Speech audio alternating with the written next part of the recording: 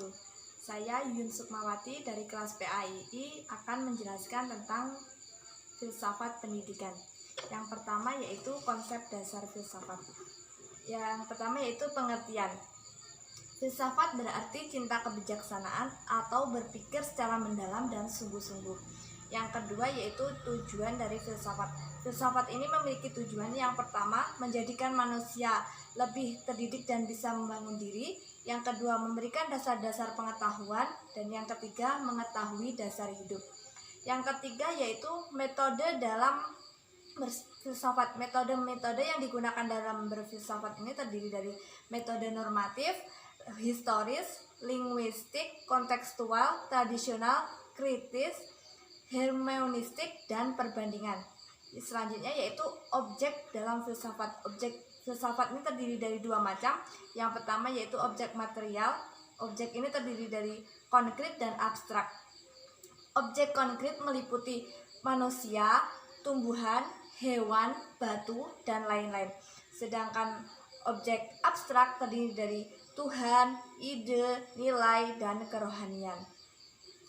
Selanjutnya yaitu objek formal. Objek formal merupakan cara memandang apa saja yang konkret maupun abstrak secara mendalam, sistematis, radikal, spekulasi, universal, dan konsisten.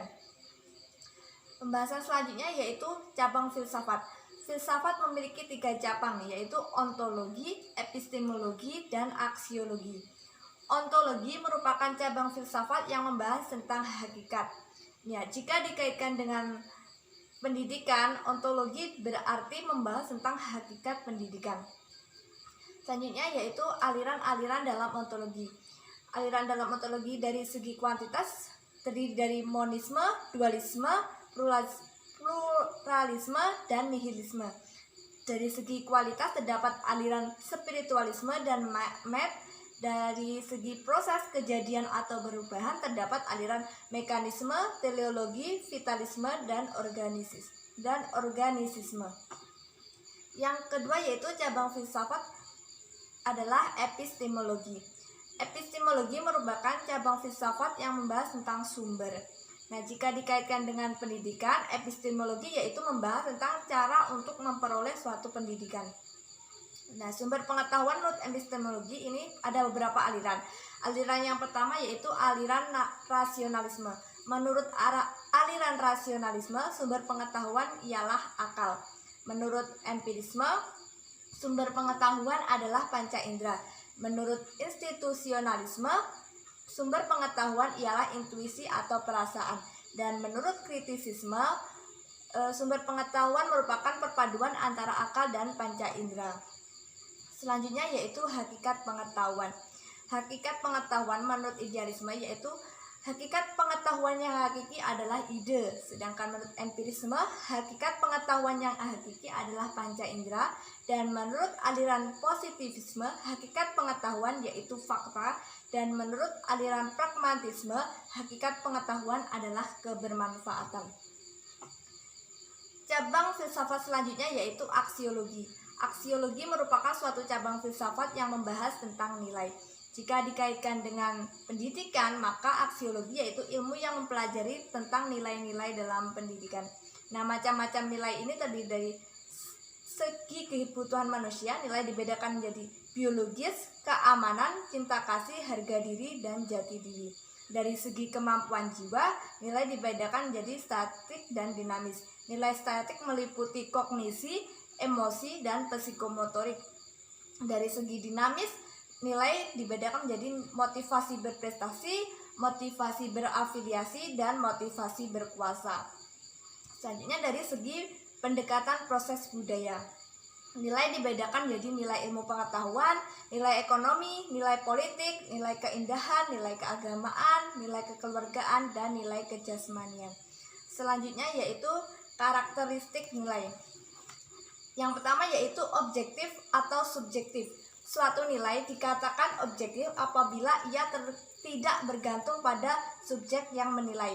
Nah, apabila sebaliknya, nilai dikatakan subjektif apabila eksistensinya, maknanya, dan validitasnya tergantung pada subjek yang menilainya. Yang kedua yaitu absolut atau berubah. Suatu nilai dikatakan absolut apabila nilai yang sekarang ada sudah berlaku sejak masa lampau dan akan berlaku sepanjang masa. Nilai ini berlaku bagi siapapun tanpa memandang ras dan kelas sosial. Selanjutnya yaitu cabang aksiologi. Yang pertama yaitu etika. Etika merupakan cabang filsafat yang membahas tentang perilaku manusia. Dan cabang aksiologi selanjutnya yaitu estetika. Estetika ini berkaitan dengan nilai-nilai yang berkaitan dengan seni. Selanjutnya yaitu kelahiran dan perkembangan ilmu filsafat.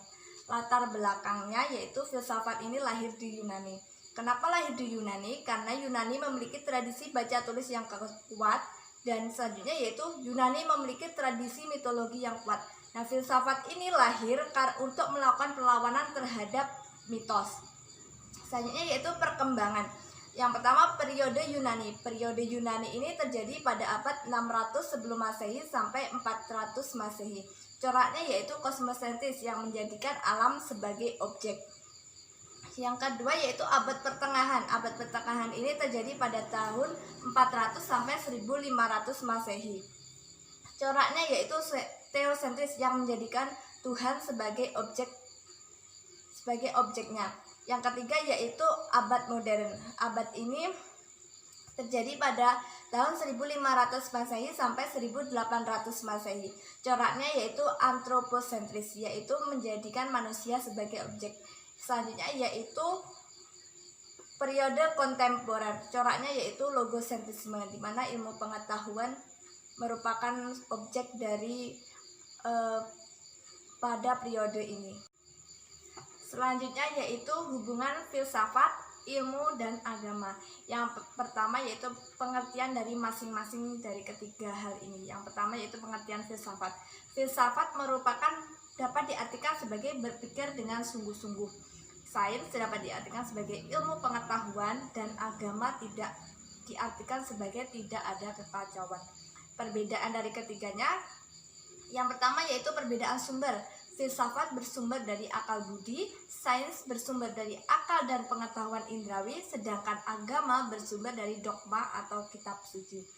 Yang kedua yaitu perbedaan kebenaran. Yang pertama, filsafat dan sains ini kebenarannya bersifat relatif, sedangkan agama kebenarannya bersifat mutlak. Yang ketiga yaitu hubungan antara filsafat, sains, dan agama. Hubungan filsafat dan sains. Filsafat merupakan induk dari ilmu pengetahuan. Hubungan filsafat dan agama, kebenaran agama dikuatkan oleh filsafat. Dan hubungan agama dan sains, agama berfungsi untuk membimbing manusia, sedangkan sains merupakan teknologi untuk mempermudah kehidupan manusia. Selanjutnya yaitu posisi filsafat pendidikan dalam struktur ilmu. Yang pertama, pengertian filsafat pendidikan. Filsafat pendidikan merupakan suatu ilmu yang pada hakikatnya adalah jawaban dari pertanyaan dalam pendidikan. Hubungan filsafat dan pendidikan. Pendidikan merupakan buah dari filsafat atau diartikan sebagai pendidikan merupakan hasil dari berfilsafat. Yang ketiga, hubungan filsafat dan kebudayaan. Kebudayaan merupakan salah satu hasil dari berfilsafat. Nah, filsafat ini mengendalikan cara berpikir kebudayaan. Selanjutnya yaitu hubungan pendidikan dan kebudayaan. Pendidikan bisa membuat orang berbudaya. Selanjutnya yaitu hubungan struktural ilmu pengetahuan dan filsafat pendidikan.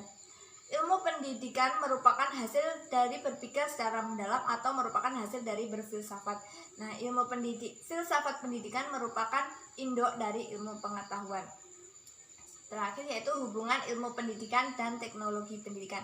Nah, di sini ada 3 hubungan erat. Yang pertama yaitu teknologi adalah produk pendidikan, teknologi adalah sarana pendidikan, dan selanjutnya yaitu teknologi adalah pendidikan.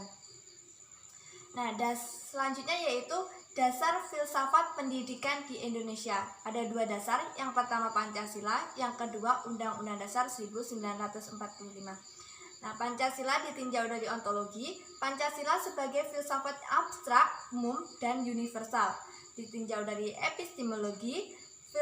Dengan berfilsafat kita dapat menentukan tujuan yang akan dicapai. Nah, dari segi aksiologi, Pancasila sebagai pandangan hidup dan dasar negara memiliki nilai ketuhanan, kemanusiaan, persatuan, kerakyatan, dan keadilan. Nah, dasar filsafat selanjutnya yaitu UUD 1945. Nah, di sini ada keselarasan antara tujuan negara dan tujuan pendidikan, yaitu mencerdaskan kehidupan bangsa. Selanjutnya yaitu filsafat pendidikan tradisional. Di sini ada 3 aliran dalam filsafat pendidikan tradisional, yaitu idealisme, realisme, dan neoskolatisisme. Yang pertama yaitu idealisme. Kaum idealisme berpandangan bahwa tujuan pendidikan mengembangkan akal pikir kejiwaan. Nah, peserta didik merupakan jagat kecil yang berada dalam proses becoming. Pendidik menempati posisi yang krusial. Kurikulum disusun dengan materi yang mengantarkan peserta didik bergelut langsung dengan ide dan gagasan. Dan yang terakhir, metode pembelajaran dilakukan melalui kata-kata. Selanjutnya, aliran realisme. Aliran ini berpandangan bahwa peserta didik merupakan organisme hidup yang mampu menangkap tatanan alam secara langsung melalui pengalaman indrawi. Pendidik memberikan informasi yang akurat dengan cara yang paling efisien dan cepat. Kurikulum menekankan materi pelajaran tentang dunia fisik dan metode pembelajaran dengan organisir pengalaman belajar yang memanfaatkan pengalaman indrawi. Selanjutnya yaitu aliran neoskolatisisme. Aliran ini berpandangan bahwa peserta didik merupakan makhluk rasional yang memiliki potensi. Pendidik merupakan seseorang yang disiplin dan mampu mengembangkan potensi peserta didik. Nah, kurikulum menekankan pada materi yang berkaitan dengan intelektual, spiritual, dan kebudayaan. Nah, persamaan dari ketiga aliran ini yaitu menjadikan metafisika sebagai perhatian utama, mempercayai kebenaran dan nilai lebih bersifat abadi. Kurikulum menekankan pada muatan intelektual. Selanjutnya yaitu filsafat pendidikan modern. Ada 2 aliran dalam filsafat pendidikan modern. Yang pertama yaitu pragmatisme. Aliran ini berpandangan bahwa peserta didik adalah individu yang mampu menggunakan kecerdasan untuk memecahkan masalah. Pendidik adalah pendamping peserta didik dalam pengalaman pendidikan. Kurikulum dibangun dengan wajar yang tidak menimbulkan persoalan. Metode pembelajaran berorientasi pada pemberian kebebasan yang luas kepada peserta didik untuk memilih situasi belajar yang berguna bagi mereka. Aliran yang kedua yaitu eksistensialisme. Aliran ini berpandangan bahwa pendidik adalah seseorang yang membantu peserta didik menemukan jawaban atau disebut juga fasilitator. Yang kedua, kurikulum bersifat terbuka dan metode pembelajaran memiliki banyak pilihan. Persamaan dari kedua aliran ini yaitu menganggap nilai dan kebenaran bersifat relatif, bersifat humanistik, memandang pendidik sebagai fasilitator. Nah, perbedaannya yaitu pragmatisme mendasarkan relativisme dan humanisme pada otoritas masyarakat, sedangkan eksistensialisme menekankan pada peran individu. Nah, yang selanjutnya yaitu filsafat pendidikan kontemporer yang pertama, bagian 1. Ada 3 aliran. Yang pertama yaitu progresivisme. Aliran progresivisme memiliki pandangan bahwa proses pendidikan menemukan asal muasal dan tujuannya pada anak. Peserta didik aktif bukan pasif.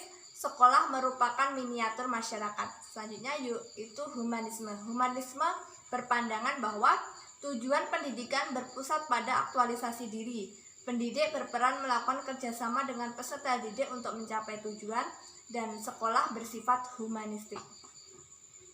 Selanjutnya yaitu aliran perennialisme. Aliran ini berpandangan bahwa watak manusia tidak berubah, jadi pendidikan harus sama untuk setiap orang. Yang kedua, materi kajian harus berada pada inti usaha serius kependidikan. Dan yang ketiga, pengalaman pendidikan lebih dari sebuah persiapan untuk hidup daripada sebuah kondisi kehidupan yang real. Yang selanjutnya itu filsafat pendidikan kontemporer bagian 2. Ada 3 aliran dalam filsafat pendidikan kontemporer bagian 2. Yang pertama yaitu aliran esensialisme. Aliran ini berpandangan bahwa tugas pertama sekolah adalah mengajarkan pengetahuan dasar. Yang kedua, belajar merupakan usaha keras dan menuntut kedisiplinan. Yang ketiga yaitu guru adalah lokus otoritas ruang kelas. Yang kedua yaitu aliran rekonstruksionalisme. Aliran ini berpandangan bahwa dunia ini sedang dalam keadaan krisis. Jadi praktik-praktik yang ada sekarang ini perlu dirubah. Nah, dirubah dengan cara menciptakan tatanan sosial yang mendunia. Pendidikan merupakan agen utama dalam rekonstruksi tatanan sosial.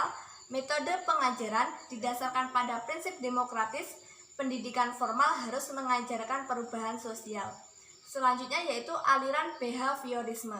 Aliran ini berpandangan bahwa manusia adalah binatang yang berkembang dengan cepat dan dia belajar sebagaimana binatang lainnya. Pendidikan adalah proses rekayasa tingkah laku. Guru berperan menciptakan sebuah lingkungan belajar yang efektif.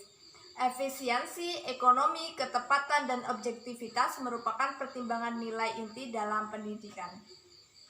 Selanjutnya yaitu pemikiran pendidikan Ivan Illich.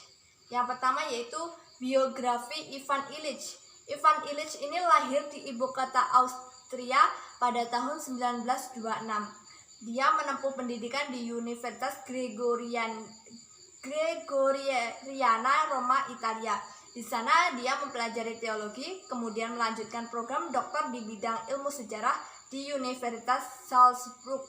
Tidak lama setelah itu dia diangkat menjadi imam gereja Katolik Roma. Nah, pemikiran pendidikan Ivan Illich ini dalam pengertian pendidikan menurut Ivan Illich yaitu pendidikan sebagai pengalaman belajar.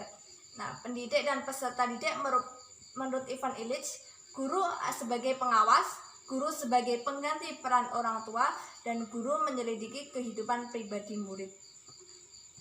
Yang ketiga, tujuan pendidikan menurut Ivan Illich yaitu memberi kesempatan kepada semua orang untuk bebas dan mudah memperoleh sumber belajar pada setiap saat. Yang kedua, mengizinkan setiap orang yang ingin memberikan pengetahuannya kepada orang lain dengan mudah, begitu pula dengan orang yang ingin mendapatkannya. Yang ketiga, menjamin tersedianya masukan umum yang berkenaan dengan pendidikan. Pemikiran pendidikan Ivan Illich selanjutnya yaitu kebebasan dalam pendidikan. Kebebasan ini meliputi yang pertama yaitu menghapus kontrol yang dipegang oleh orang atau lembaga atas nilai-nilai pendidikan mereka, menjamin kebebasan mengajar, dan memberikan kesempatan belajar dari pengalaman teman sebaya dan mempercayakannya kepada guru. Pemikiran pendidikan Ivan Illich yang terakhir yaitu dalam demokrasi pendidikan. Nah, pendidikan ini menurut Ivan Illich harus dirasakan oleh semua kalangan, baik kaya maupun miskin. Yang selanjutnya yaitu kritik terhadap gagasan Ivan Illich. Ivan Illich ini mengkritik pendidikan diantaranya yaitu sekolah membagi masyarakat ke dalam kelas-kelas sosial yang diskriminatif. Sekolah menyingkirkan orang yang tidak setuju dengan pandangannya. Orang tua menganggap hanya sekolah yang bertanggung jawab terhadap pendidikan anaknya. Yang terakhir yaitu relevansi pemikiran Ivan Illich terhadap pendidikan di Indonesia. Nah, relevansinya yaitu antara lain yang pertama, masyarakat Indonesia masih menganggap bahwa sekolah merupakan penentu nasib manusia. Pelajar tidak berhak memiliki akses jika ia tidak memiliki surat izin atau ijazah. Maraknya jual beli gelar yang terjadi di Indonesia menyebabkan banyaknya lulusan yang tidak memiliki keterampilan. Sekian dari saya, apabila ada kesalahan mohon maaf.